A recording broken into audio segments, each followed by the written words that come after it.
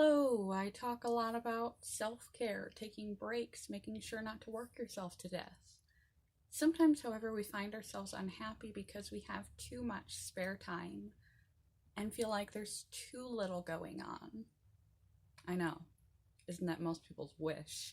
However, some people feel like they just don't have a lot going on or going for them. That's why we have a culture of productivity. Some people are just obsessed with productivity, checking off to-do lists, the grind, being on the grind, doing some thing for self-improvement, for productivity, for time management, for wellness, health, muscle building, training for a marathon, on and on and on and on and on. Why are people compelled like this? Because it gives them a sense of accomplishment. We're programmed for the hunt.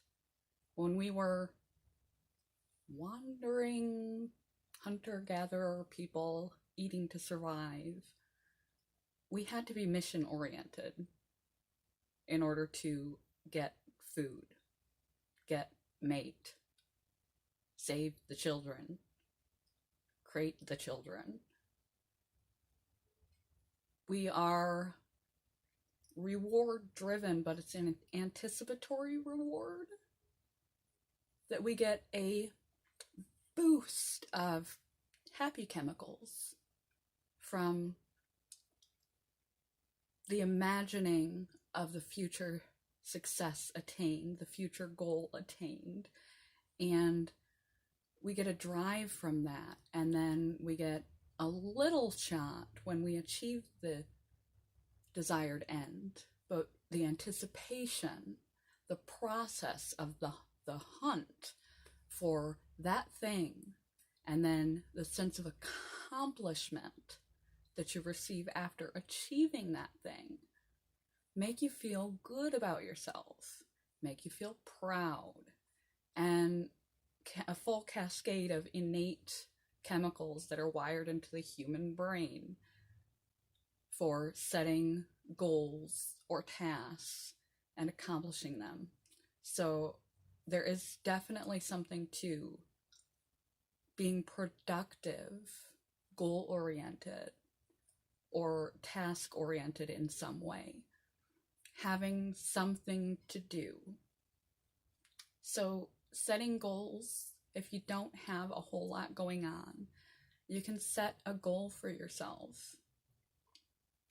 And in the act of completing the goal, the process toward completing the goal, you will feel more energized, more alive, more happy, more content, more self-esteem and pride as you work toward that goal, and a sense of pride and accomplishment and self-esteem that is more short-lived when you actually achieve that goal, and then you'll want to hunt for another goal.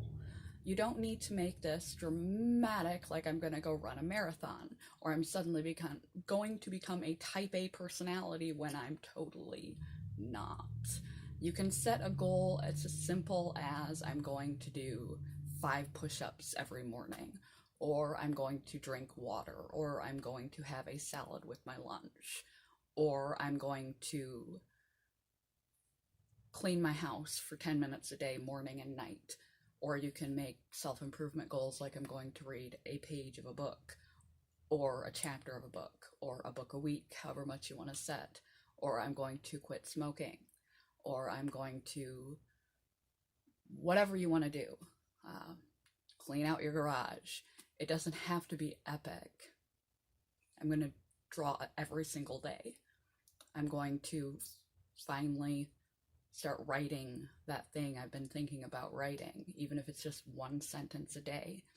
You formulate a plan, and you stick to that plan every day. And the act of doing and working toward that end is going to make you feel good. You get that surge of chemicals. And then when that box is checked, you can build up that goal to more things that will make you feel more fulfilled and a greater sense of accomplishment. You don't start huge. You didn't go from infancy to running marathons. You could barely sit up, and then eventually you crawl, and then eventually you stand up and you continue to fall on your face, and then eventually you're walking. We always work that way. We build up. Otherwise you get overwhelmed and won't be able to do your goal, and then your goal will serve to make you feel guilty and bad about yourself. So you want to set SMART goals. Small, measurable, attainable, realistic, and trackable goals, so that you can actually, small enough you can actually achieve them. Baby steps. Measurable, not vague, like I'm going to cut my 6 cigarettes down to 5. That's measurable. You can actually see if you're doing it. Attainable. Don't set it something outside of your own capacities, because you'll just get discouraged and it will work against you to set goals if you just continually fail yourself. Realistic. Again, you want to be realistic. I know I'm trying to cut back on my smoking. I'm not one of those people who's been able to just stop. It would be unrealistic for me to imagine that. Now, cutting down in an exact and measured way is more realistic. Smart, measurable, attainable, realistic, and trackable. 6 cigarettes, 5 cigarettes, 4 cigarettes, 5 push-ups, 6 push-ups, 7 push-ups, push-ups and crunches, going for a walk around the block, going for a walk for a mile, eating 5 fruits a day, something that you can track your progress. I will clean out the garage in 7 days by the end of the week. Setting goals taps into that hunt for the survival necessary thing that we needed back in the day, back in our early ancestry, and the attainment cascade of positive chemicals.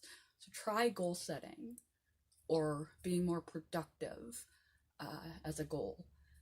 If you want to fill up some of that dead space and give a boost of confidence and self-esteem and pride and a sense of accomplishment, again, it doesn't have to be huge. Small is best. And it works with the way our brain is wired. You don't have to become type A from type B. You don't have to run a marathon. You do have to do something with yourself to feel like you're doing something with yourself. So set some small goals and stick to it with discipline and consistency, and you will feel good for doing so. Good morning, goodbye. My phone is beeping. Sorry.